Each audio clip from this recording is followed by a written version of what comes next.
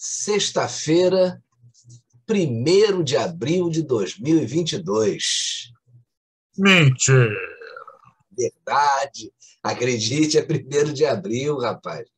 Eu sei que tem acontecido aí tantas coisas no Brasil, aí de pouco mais de 3 anos para cá, que contrariam a lógica e o bom senso, rapaz, que a gente fica cabreiro com tudo, né? Especialmente com os políticos e com o quarto poder, que é a nossa imprensa, né?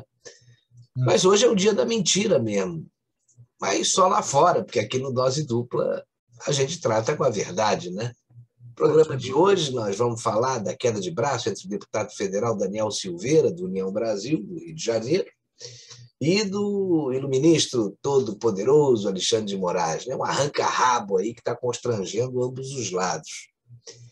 O Congresso, que prefere manter-se omisso contra o seu próprio membro, né?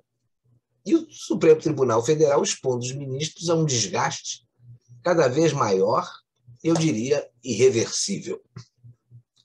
Vamos falar também da conversa fiada aí sobre a interferência do presidente Jair Bolsonaro na Polícia Federal, desmentida aí seguidas vezes, mas ainda não percebida nem pelo ex-juiz Sérgio Moro e nem pelas mentes esquerdopatas.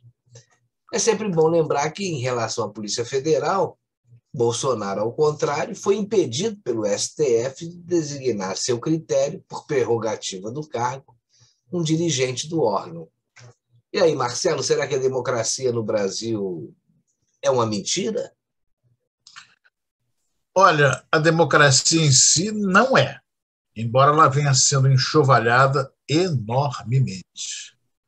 Mas a defesa apaixonada que certos políticos e iluministros do Olimpo Supremo fazem dela, essa é puro engodo mesmo, Marcelo.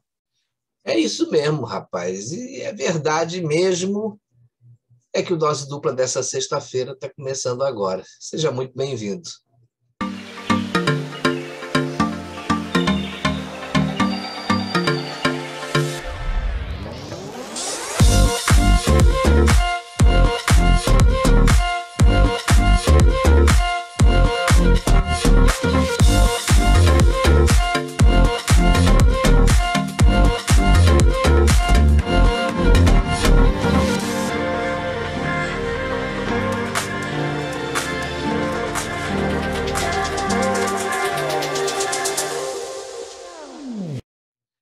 Nessas últimas semanas, o deputado federal Daniel Silveira foi novamente duro nas críticas ao Supremo Tribunal Federal e, mais especificamente, ao seu algoz na Corte Suprema, né?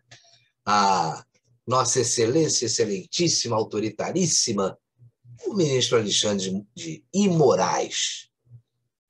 No ano passado, um vídeo do deputado descascando Moraes acabou por causar aí a prisão de Daniel Silveira, a despeito da blindagem que o parlamentar possui, que é prevista na Constituição Federal, de livre expressão de pensamento no exercício do cargo, né? A despeito aí do tom usado pelo deputado, uma afronta a preceitos constitucionais que deveriam ser do conhecimento do ministro, capilarmente desguarnecido, como diriam aí os cacetas, saudosos cacetas, né? Pois é, Marcelo. Uma prisão, em outras palavras, ilegal e inconstitucional, como têm sido muitas das medidas tomadas por Alexandre de Moraes e pelo próprio STF, corpo do tribunal, ao arrepio da Carta Magna e de toda a legislação infraconstitucional, aquela que está abaixo, a lei comum, como a gente trata, né? E até por tudo isso, uma prisão imoral também. A Suprema Corte parece ter um prazer quase orgástico em extrapolar suas atribuições, que podem ir desde a coerção a ser imunizado contra uma peste até a validação da cobrança e estipulação do valor da tarifa do pedágio da linha amarela. Aliás, a respeito disso, vai fazer 1 ano que Luiz Fux deu 3 meses para o assunto do pedágio carioca ser resolvido. Enfim, é uma queda de braço entre 2 dos 3 poderes constituídos, que deveriam ser exercidos com harmonia entre si, né?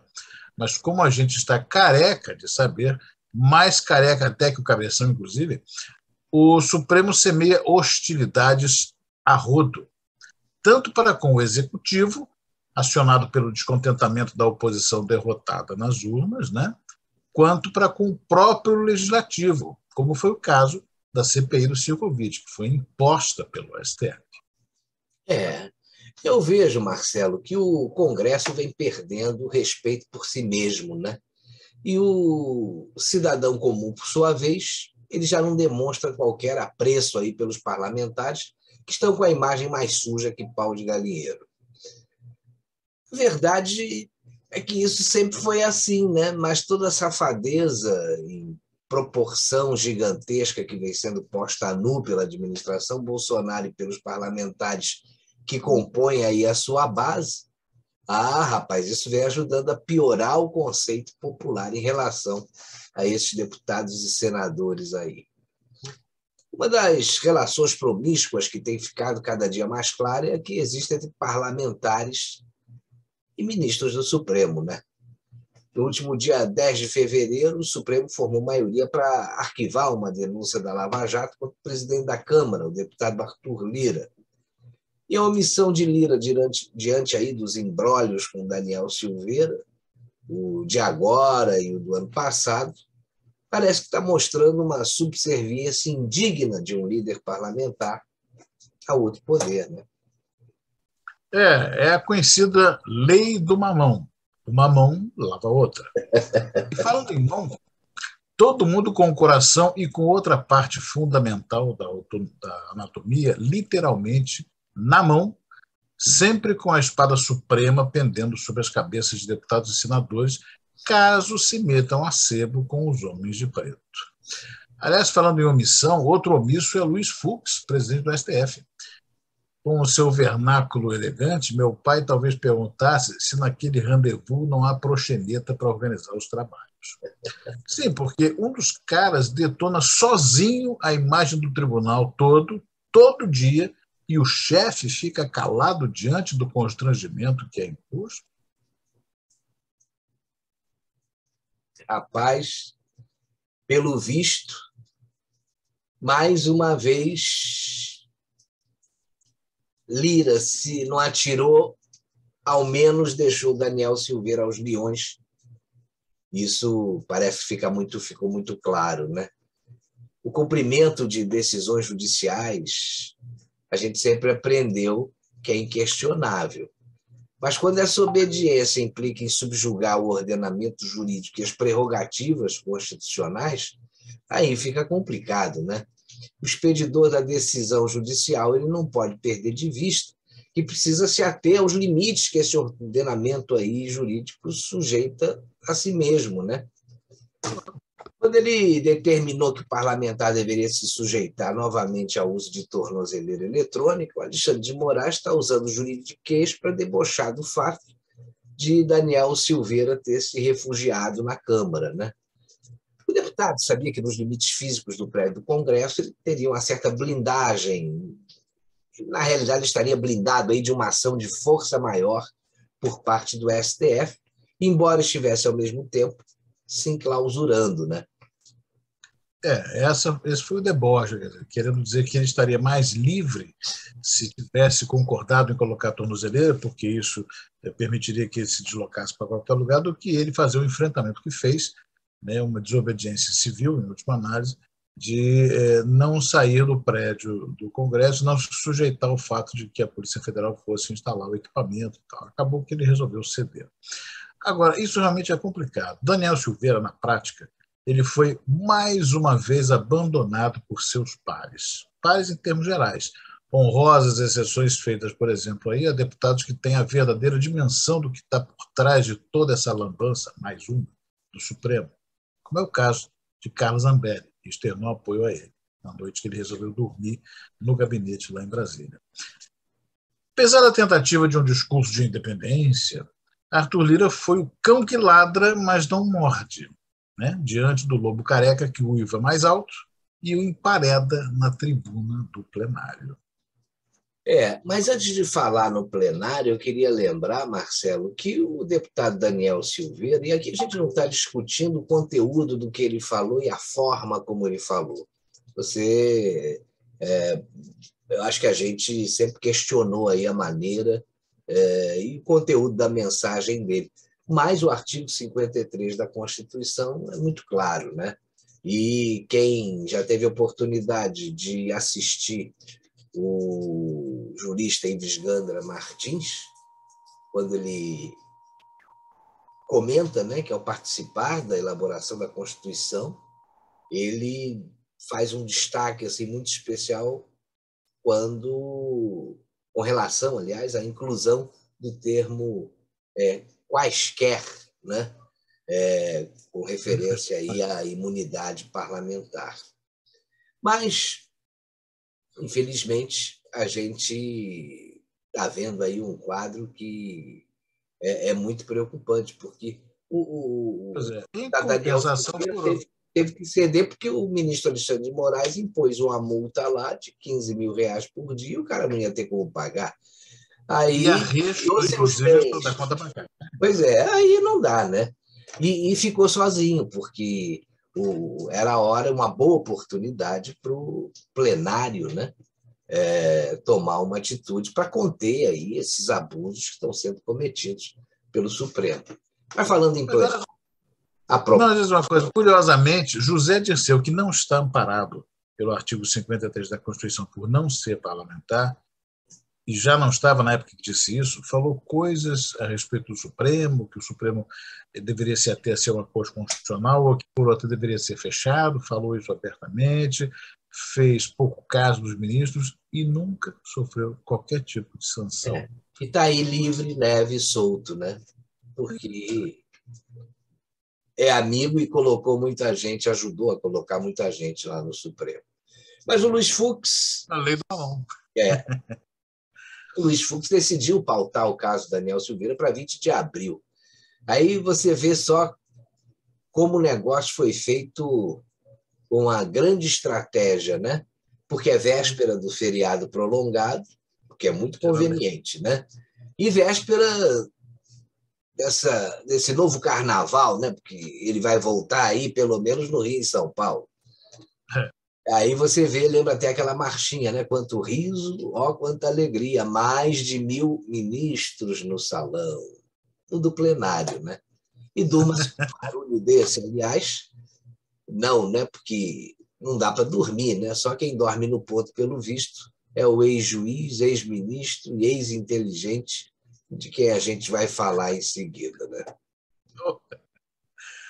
Vamos entrar logo no nosso segundo assunto, né? Depois dessa pequena introdução, porque o tema de hoje é aquela novela que foi protagonizada pelo ex-ministro da Justiça e Segurança Pública, Sérgio Moro, que, ao sair do governo, acusou o presidente Bolsonaro de interferência na Polícia Federal. Só que após 2 anos, rapaz, 2 anos, olha só, depois de ouvir 18 pessoas, analisar uma série de informações e realizar inúmeras perícias, a Polícia Federal concluiu que não há elementos mínimos que comprovem a interferência do presidente Jair Bolsonaro na instituição. Mas, e com o Moro, que acusou o presidente da República e não comprovou absolutamente nada, o que acontece, Marcelo? Olha, na minha humilde opinião, ele deveria pagar pelo que fez, né? Pelo que disse e não comprovou. Verdade. O ex-ministro Sérgio Moro acusou o presidente Bolsonaro de interferir em investigações da PF. Isso coincidiu com o período em que o presidente demitiu o anterior, né? O então diretor-geral da corporação, Maurício Valeixo, que tinha sido escolhido por Sérgio Moro. A prerrogativa é de Bolsonaro, mas ele acabou ouvindo o Moro na opção por esse nome. Quando o presidente tentou nomear o delegado Alexandre Ramagem, outro Alexandre, o Glande, suspendeu a indicação, interferindo diretamente nas decisões do Poder Executivo e na prerrogativa do presidente de indicar o superintendente da Polícia Federal, coisa que não podia ter acontecido. Pois é, e aí eu vou pegar esse teu gancho aí da prerrogativa do presidente indicar o superintendente da Polícia Federal e repetir o que eu disse aqui no canal lá atrás. O presidente Bolsonaro, ao acatar a decisão monocrática do ministro Alexandre de Moraes, que impediu essa nomeação, sem saber, é claro, acabou dando asas a esse ministro, que hoje afronta a nossa Constituição com as suas decisões absurdas. Veja que a decisão do presidente de cumprir uma determinação de um ministro do Supremo foi mostrar que, naquela circunstância, naquela ocasião, que ele estava jogando dentro das 4 linhas da Constituição e não entrou em atrito para fazer valer o que determina a própria Constituição, né? Eu acho que o presidente foi mal assessorado nesse episódio, porque eu acho que ele deveria ter levado o caso ao plenário do Supremo ou impedir a interferência do Poder Judiciário numa decisão que é exclusiva do chefe do Executivo. E veja bem, poderia ter feito tudo isso dentro da lei. Exato. Eu até imagino que ele não tenha levado isso ao plenário para não sofrer um desgaste em função disso. O plenário acataria o que o Alexandre de Moraes fez, que com todo o poder de pressão que o Moraes já demonstrou conseguir exercer, talvez isso acontecesse. Então, para evitar perda de tempo, mais desgaste, mais tempo a Polícia Federal sem o novo diretor, ele acabou cedendo ao argumento. Mas eu tenho a impressão de que quem estava sendo realmente contrariado com a indicação do Alexandre Ramagem para a Polícia Federal era o próprio ministro Alexandre de Moraes, que com essa escolha, quem sabe, deixaria de ter influência em parte da instituição. É muito provável mesmo, viu? Porque basta a gente se lembrar daquele episódio em que o ministro Alexandre de Moraes estava sendo investigado por uma delegada da Polícia Federal com relação ao recebimento de propina via escritórios de familiares, né? Parece que o montante chegava, se não me engano, a uns 4 milhões de reais. O curioso é que essa mesma delegada, Denise Ribeiro, né, foi escolhida para ser a responsável pela investigação de uma suposta milícia digital composta por apoiadores do presidente Bolsonaro. Ela chegou a enviar ao Moraes um relatório parcial sobre o caso. Nas 6 páginas do documento, no entanto, rapaz, ela não apontou nenhum crime concreto, indicando, por exemplo, o autor de determinado delito e qual seria esse delito. Esquisita essa história, né? Essa cooptação que aparentemente acabou acontecendo aí, né? Alguém que ou estava investigando e passou, de repente, a agir sob o comando dele, coisa muito esquisita. Outra coisa estranha é que eu li essa semana que a esposa de Alexandre de Moraes, isso não é segredo para ninguém, é o escritório de advocacia mais demandado em Brasília, né? Procuradíssimo, tem 18 processos que dizem respeito a casos que estão em andamento dentro do Supremo. É Roberto Jefferson que o diga, né? Pois é. Então, para começo de conversa, parece que R$1 milhão para você simplesmente foi aquela pergunta: doutor, posso lhe fazer 2 perguntas? Não, faz a segunda. Até que estou... né? É aquela história para advogado. E nisso aí já foram 500 mil só na pergunta, não sei. E isso é um conflito de interesses e minimamente isso é imoral, né? Mas, bom. Eu lembro que na linha de investigação que era mantida por ela, né, essa linha de investigação versava no fato de que o presidente Jair Bolsonaro teria divulgado informações supostamente sigilosas quando fez aquela live sobre segurança das urnas eletrônicas no Brasil. O assunto que hoje passou a ser tabu é regulado pelo TSE através das redes sociais. Não é o TSE que te fiscaliza, são as redes sociais. Naquela ocasião, o presidente divulgou em suas redes sociais que o sistema do TSE havia sofrido um ataque hacker. O cara ficou, como a gente lembrou no programa passado, 6 meses mergulhado em bits e bytes dentro do sistema do TSE e dos tribunais regionais, os outros 26, 27, incluindo o Distrito Federal, em todo o país. Quer dizer, um assunto grave. E, por sinal, assunto esse que a Corte nunca havia tornado público. E por que seria? Durante meses, houve muita especulação sobre o caso, inclusive a de que o inquérito era sigiloso. Só que a Corregedoria da própria Polícia Federal confirmou que o inquérito não estava sob sigilo, desmentindo o delegado. Por que manter sob sigilo? Mas o melhor dessa história, Marcelo, é que o ministro Luiz Roberto Barroso, ao deixar a presidência do TSE agora, o Fachin, e o Fachin vai passar para o Moraes, fez uma homenagem a essa mesma delegada, veja só, me disse que ela era corajosa e inteligente. E durante a homenagem, voltou com aquele discurso da existência de um gabinete de ódio, que o país vive um momento triste, ódio e mentira se misturam, blá, blá, blá, blá, blá. Tem muita coisa estranha nessa história e nas relações entre determinados ministros do Supremo e alguns delegados da Polícia Federal. Isso sim precisa ser investigado. Pois é, rapaz, parece que os ministros do Supremo eles escolhem a dedo os delegados que vão investigar o presidente da República, né? E mesmo quando não comprovam nenhuma denúncia ou atitude legal do presidente, eles tentam desqualificar quem escreveu o relatório, como Augusto Nunes costuma dizer, né, que aqui no Brasil a gente vê o faroeste brasileiro, é o bandido perseguindo o xerife. Agora, veja que, segundo o relatório da PF, todas as testemunhas ouvidas afirmaram que não receberam nenhuma orientação nem pedidos do Bolsonaro para interferir ou influenciar investigações conduzidas na Polícia Federal.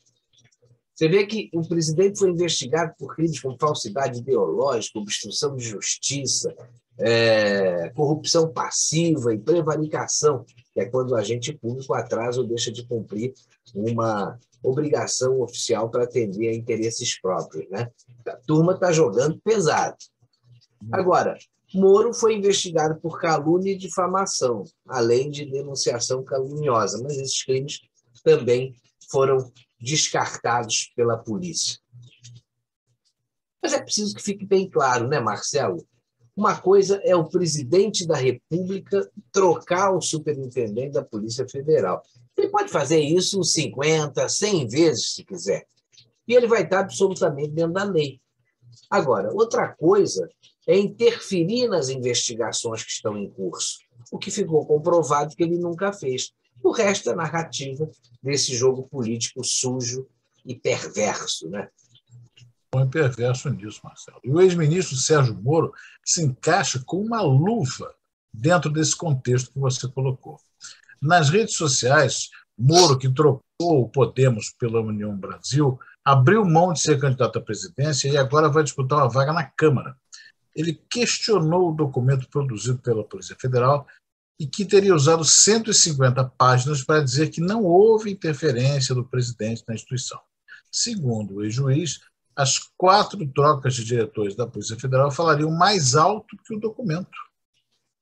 Moro é leviano, né, quando faz uma afirmação dessas.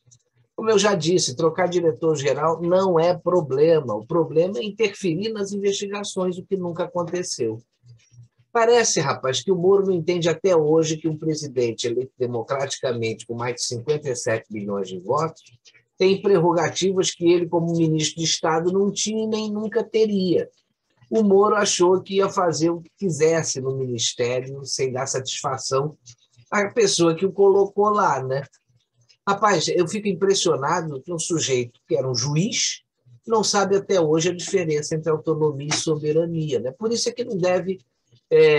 agora a gente tem certeza, né? Não vai decolar como candidato à presidência e talvez nem como candidato a deputado federal. A gente pode até se espantar com a votação dele para a Câmara, né? Eu acho que até como deputado ele vai conseguir se eleger. Mas o objetivo dele, a gente sabe, né? Pelo que a gente está vendo, é obter um foro privilegiado para evitar aí os dissabores do que ainda vem por aí. E olha que ele sabe muito bem disso. Quando ele entrou para o Podemos, eu estava namorando pelo menos com um partido, que é o do Álvaro Dias, que é senador pelo Paraná, a ideia é que ele se candidatasse para o Senado paranaense. E esse quadro mudou de repente. Ele trocou de partido, desistiu da candidatura à presidência, como Dória também desistiu, abrindo caminho para Eduardo Leite, né? Os fracos vão saindo do jogo. E agora ele entra nessa ideia aí da Câmara Federal, da Câmara dos Deputados. Vamos ver. Mas, olha, o Brasil está de cabeça para baixo mesmo, né? Você vê, esse pessoal do Supremo acha que manda no país. Veja só o que aconteceu no inquérito sobre a prevaricação nas negociações da compra da vacina Covaxin, que também envolvem o presidente Jair Bolsonaro. Envolve no sentido de que ele foi envolvido de maneira desonesta, não que ele esteja realmente devendo em relação a esse caso. A Procuradoria-Geral da República mandou arquivar o inquérito e a ministra Rosa Weber, do STF, aquela que deu um exemplar da Constituição a Bolsonaro no dia da posse, disse que não e pronto. Como se ela tivesse poderes para isso. Né? Você vê que a Procuradoria-Geral da República vai recorrer da decisão da ministra Rosa Weber, né, que rejeitou o pedido de arquivamento do caso. E olha que é a primeira vez que o ministro do Supremo, rapaz, reverte uma solicitação desse tipo feita pela Procuradoria-Geral da República em relação ao Bolsonaro. Nesse caso, a Polícia Federal também já havia descartado a prática de crimes do presidente. Aí você vê o desespero dessa gente, né? Quando começa a vislumbrar aí a possibilidade de reeleição do presidente Bolsonaro. O pessoal perde a noção e sai para bombardear. Atirando para tudo. É franco atirador. O pessoal sai atirando para tudo. Pois é. E olha que vem muito mais coisa por aí. Mas você viu, ontem, durante uma cerimônia em Brasília, o presidente começou a reagir, né? E por culpa de alguns ministros do Supremo, essa cerimônia foi aquela de mudança lá nos ministérios, né? Uhum. E por culpa de alguns ministros do Supremo, a gente pôde perceber, pelo discurso do presidente, que a tensão entre executivo e judiciário está de volta, né? Pois é. Olha, a parte que eu mais gostei, rapaz, foi aquela em que ele disse que a democracia e a liberdade são uma batalha diária. E mandou um recado para a imprensa que estava presente. Diz que no governo dele a imprensa nunca ouviu uma palavra de censura à mídia, de controle social, de desmonetização de páginas de pessoas que pensam diferentemente do presidente. Nunca aconteceu isso. Agora, sempre aconteceu isso aqui. Vou começar de novo. Porra do parágrafo aqui. Vamos lá. Começando aqui, está no início. A parte que eu mais gostei, Marcelo, foi aquela em que ele disse que a democracia e a liberdade são uma batalha diária. E mandou um recado para a imprensa que estava presente. Disse que no governo dele, no governo Bolsonaro, a imprensa nunca ouviu uma palavra de censura à mídia, de controle social, de desmonetização de páginas de pessoas que pensam diferentemente do presidente, nada disso. Ao contrário de que certos candidatos têm falado por aí que precisam regular a mídia, né? E lembrou que o país tem inimigos, que são poucos e que habitam na Praça dos Três Poderes. Mas também lembrou que esses poucos podem muito, mas não podem tudo.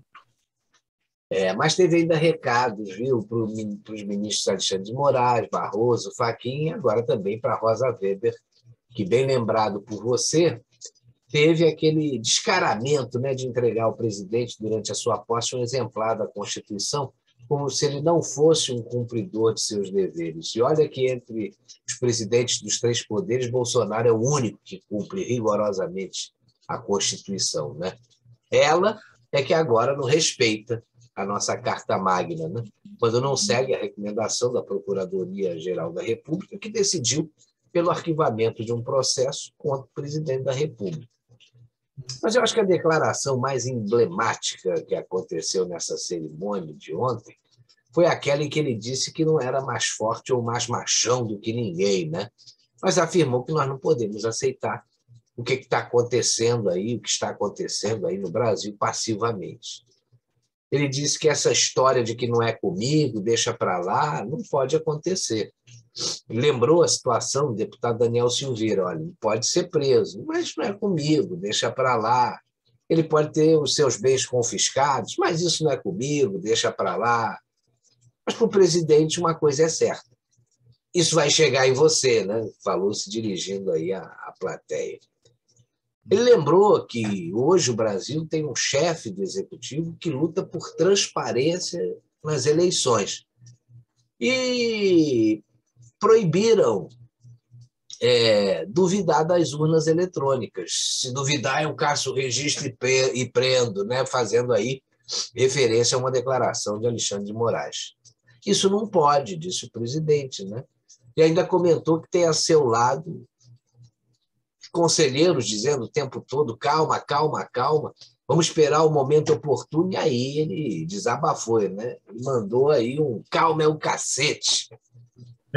Pois é, calma é o cacete é bem emblemático. Né? Esse negócio, não, mas não é comigo, né? Não é comigo. E tem também é do meu amigo, como aquele reloginho de 80 mil reais, né, no comício em Niterói.